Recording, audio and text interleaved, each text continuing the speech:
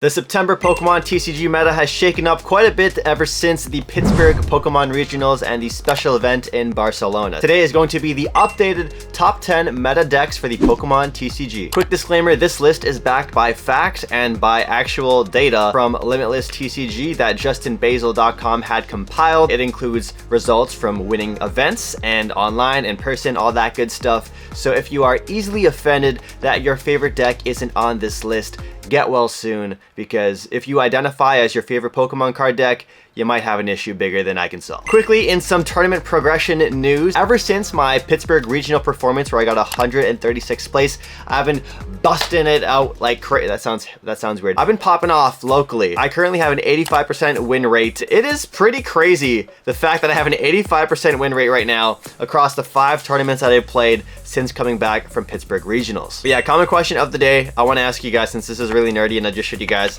my little thing, do you guys keep track of your tournament results, whether it be for your most recent tournament or whether it be for your deck and how it's been going over the course of time? I usually keep a log of each tournament because I also sometimes will vlog them, so I want to know exactly what happened, or it's an easy way to format tweets and stuff as I tweet out my progression over the weeks for different tournaments I attend. But yeah, let me know in the comments down below, do you keep track of your wins and losses, your competitive history, you could say? I have a very competitive background in video games and in sports, so maybe it's just my competitiveness that made me want to do this. But I remember I would even used to keep track of my like Call of Duty and Gears of War KD and stuff on a separate notes app on my phone, depending on the mode too. I was really analytical about it. And one last thing I promise before we get into the top 10 aka 12 meta decks, my sister gifted me this drink after winning first place yesterday at my first ever challenge that I won. Very hyped about that. I even beat rank 1 in Canada from last year's season. But my sister gave me this. There's 300 milligrams of caffeine in this like G Fuel energy thingy. I have a cup tomorrow. What time should I drink this so I don't crash? Number 12 is Arceus Giratina. Arctina is probably one of the best beginner-friendly decks that you can play right now. Arceus is just a very straightforward deck to play. You set up your Arceus, it gets you what you want. You accelerate your energies onto your board with your Arceus so your next attacker is prepared, and you just keep going turn after turn. The gameplay is very linear, but that's kind of the beauty of it. It's very simple. If you're a new player to the TCG, this is definitely a friendly deck you can try out. And some of the special tech cards they have in here that are one-offs include Radiant Alakazam for some damage spreading. Sometimes you can't always hit that perfect number that you need to. Spiritomb to turn off your opponent's Pokemon V's abilities. So whether it's Lumineon, whether it's Genesect, those are the cards that are going to get disrupted by Lumineon. On to deck number 11, I'm going to see if we can make this nickname stick. I think it's a good nickname, but we're going to call it Shen Palkia because it's Shen Pal and Palkia V-Star, and Shen Palkia just makes sense. My friends roasted me saying it's a horrible name, but I think it's a great name. This deck is also fantastic for beginners, but also has a very high skill ceiling. I say it's fantastic for beginners because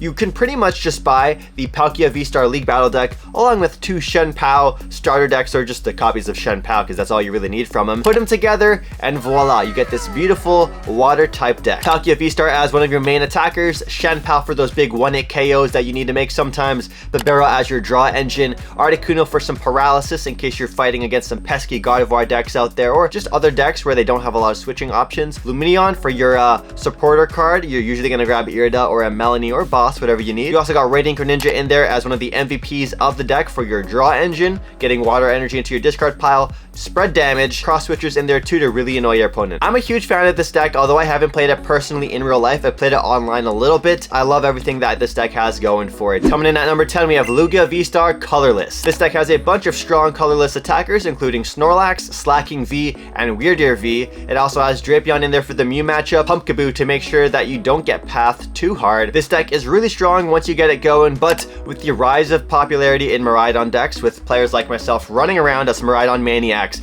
colorless Lugia is in a really bad spot. That's why it's at number 10 right now on the list. If you already want to play Lugia colorless, I would highly recommend tucking in a Dunsparce if you guys know you have Miraidon players in your area. But if you're able to dodge the Miraidons, or if you're just brave enough to go into the field and take them on head on, you can go on without the Dunsparce. But hey, the more colorless Lugia players out there, the merrier. I'm all for it. On to deck number 9. This is the deck that recently won the Barcelona special event, and also kind of recently the North American International Championships for 2023, piloted by Cyrus Davis. We have Rapid Strike Urshifu, or Rapid Strike Toolbox, you could say, because you also got the Inteleon VMAX Pokemon in there, and you got some Yoga Loop action there with Medicham V. Now, if you're one of those players that see a top performing deck that just won big events recently, like the regionals or the special event in Barcelona or NAIC, you'd be like, yo, I'm just gonna play the deck that just won the most recent event because it's so strong.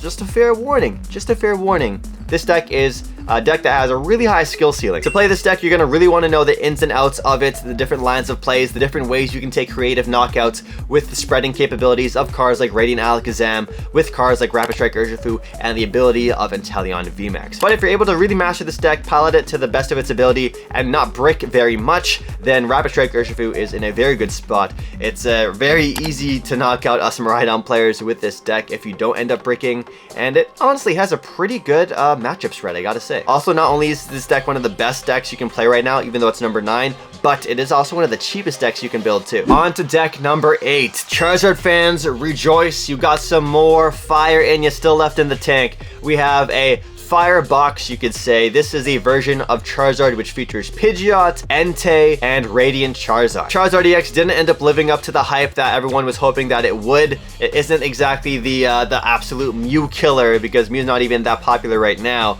But if you want to play Charizard anytime soon, when Pokemon 151 comes out, there's going to be a new Fire-type Charizard EX, which is going to be pretty good. This might be one of the best builds that you can play for the Charizard deck. However, if you are very comfortable with the Lost Zone engine, I've seen a lot of people have solid success with the Lost Zone variant of Charizard EX. The main premise of this deck is you establish your Charizards as soon as possible, get those big tanky bosses onto the field, and each time your opponent knocks out one of your Pokemon, you don't even care because that makes your Charizard even more and more powerful. All you need is 1 to 2 Charizard EXs on the board and you win the game. So its biggest weakness is Path to the Peak. Not only is Charmander your rare candy target for this deck, but you also have Pidgey as well as your rare candy to evolve into Pidgeot, because Pidgeot allows you to grab any single card in your deck once per turn. This deck is insanely good if you can get it set up and avoid Path to the Peak. On to deck number 7. Oh man, this deck has fallen from the ranks. Its popularity has dwindled and dwindled, and not as many people are playing it as I thought they would,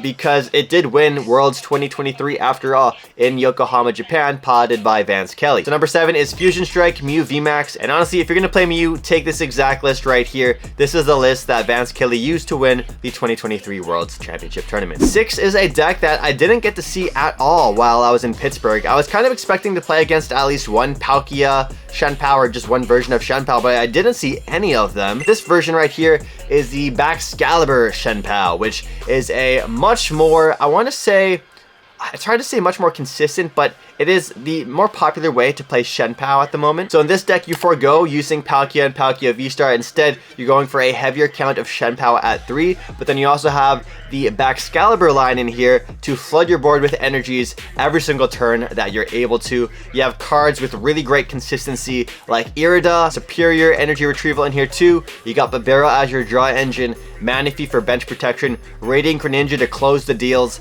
This deck is really disgusting if piloted by the right player. It has a very high skill ceiling as well, and yeah, it has 2 canceling colognes, so Manaphy's aren't even an issue. My, have the great fallen. We have number 5, Gardevoir EX. Gardevoir is still known to be one of the best decks in the game. However, it has just not been performing and living up to its hype over the last couple of months and weeks. I've been playing a lot of Gardevoir players lately, and I've been destroying them. I've been destroying most of them. Most recently though, my major loss was to Rowan Stavenov, and Rowan was a semi-finalist at NAIC 2023. So, hey, if the only Gardevoirs I'm losing to are literally the best in the world, essentially, that's fine by me. He's also like the fastest Gardevoir player I've seen in my entire life. So, Gardevoir players, I despise 99% of you, and then Rowan Stavenov, he's the 1%, which I actually like and enjoy playing against. Even if I lose, I enjoy not having to worry about ties playing against Rowan. Gardevoir is very disgusting, but also pretty bricky at times. I've won a lot of games recently against Gardevoir because they've just been bricky. My deck is super consistent, so I don't have to worry about bricking too often. You guys probably know about this deck. You probably have seen it a billion times by now, but we'll just quickly run over it. Baby Gardevoir in there to do some big damage against your opponent's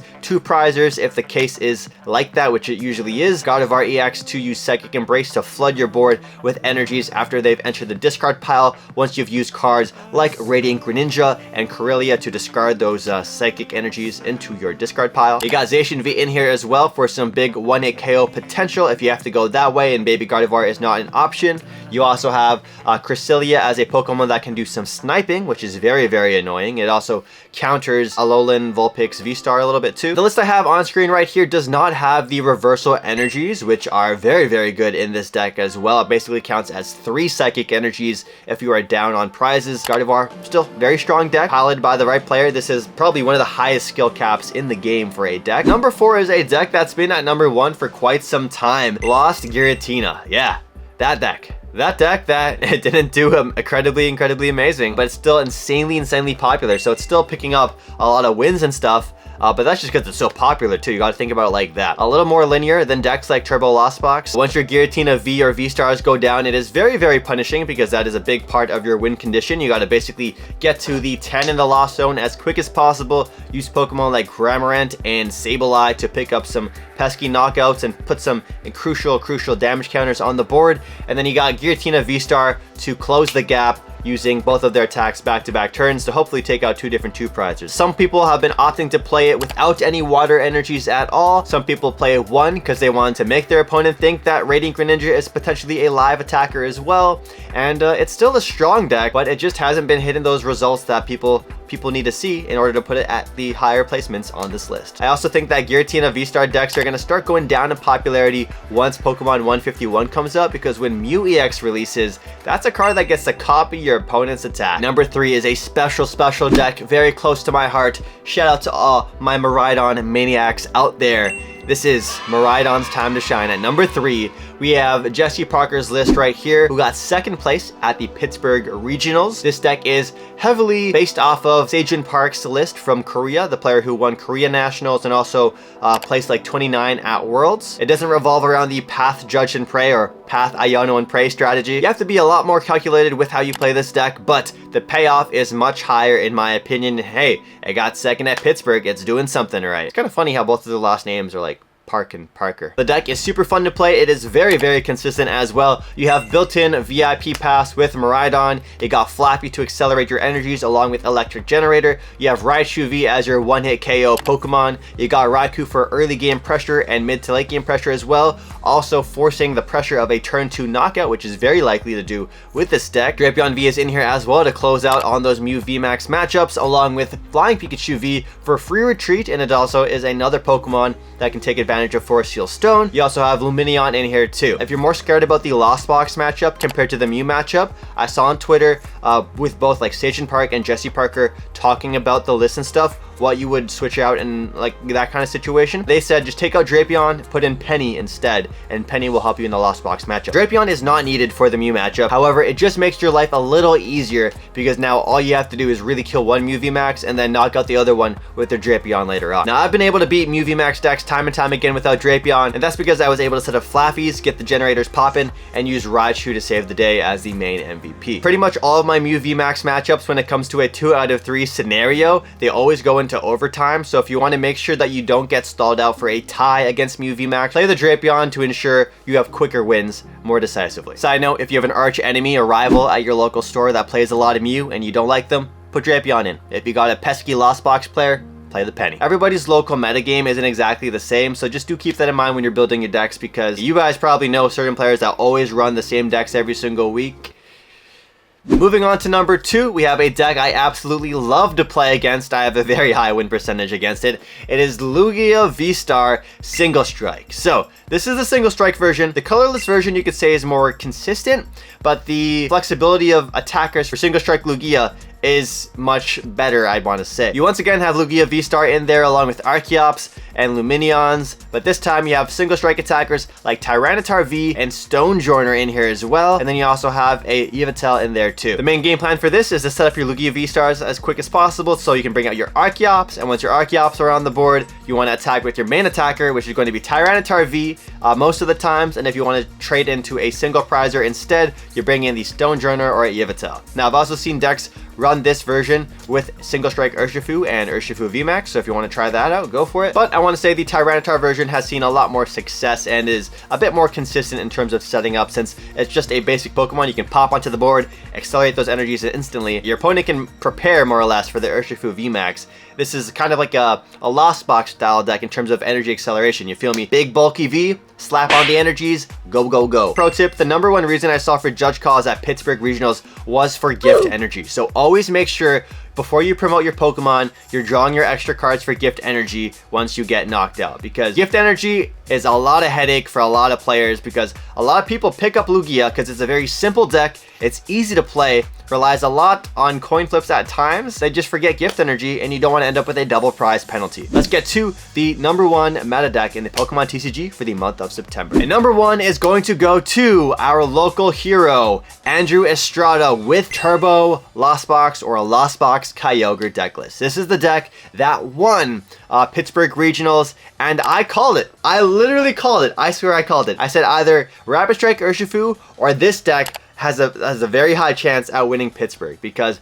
right now it's a really good meta call in terms of all the 2 prize Pokemon that end up sitting onto the bench and all that stuff. Now, Turbo Lost Box is a really good deck. It's pretty much this deck, but without the Kyogre and the energy recyclers and stuff like that. So if you're newer to the game or you wanted to play a very, very more consistent deck, Turbo Lost Box is the safer option to go with. However, Lost Box Kyogre on screen is probably one of the highest skill ceiling, if not the highest skill ceiling deck right now in the game. So it is very punishing if you make misplays, but pretty much I want to say if you can play this deck perfectly every time, you are going to win. But 1 to 2 small misplays can set off a butterfly effect for the rest of the game and you might end up losing. This is a deck you have to respect. It's really good, especially in the hand of the right player, but if they're a newer player picking it up, you can probably relax a little bit and let them make the misplays. As long as they make more misplays than you, you're fine. At least if you're a Miraidon player. Let me know what decks you guys are playing right now for the month of September and what decks you're looking forward to. You can click on screen to watch the Pittsburgh vlog when it's up here, or check out my top 10 anti-meta deck video down here. But yeah, with that said, thanks for watching. I'll catch you guys in the next one. Peace.